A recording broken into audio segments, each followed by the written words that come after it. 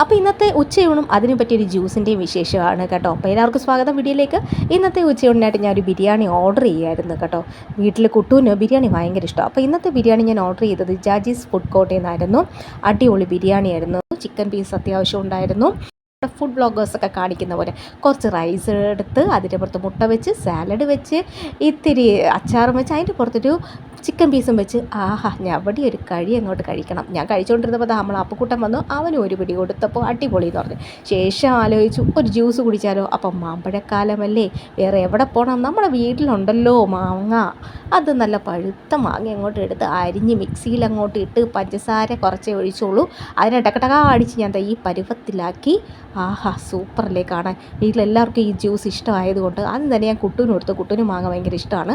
അവൻ കുടിച്ച് അടിപൊളി എന്ന് പറഞ്ഞു. ശേഷം നമ്മൾ അപ്പുക്കുട്ട ഓടി വന്ന് കുറച്ച് കുടിച്ചപ്പോഴത്തേക്ക് ആളിനങ്ങ് ഇഷ്ടപ്പെട്ടു. പിന്നെ അതിൽ നിന്ന് ഗ്ലാസ് വാങ്ങിച്ച് ഓടി. കുറച്ചേ കുടിച്ചോളൂ, എങ്കിലും ആളിന് ഇഷ്ടപ്പെട്ടു. ശേഷം ഞാനും ഒന്ന് ആസ്വദിച്ച് അങ്ങോട്ട് കുടിച്ചു കേട്ടോ. അപ്പോൾ എന്തായാലും വീഡിയോ ഇഷ്ടമെങ്കിൽ ലൈക്ക് ചെയ്യണേ, കമൻറ്റ് ചെയ്യണേ. ടാറ്റാ.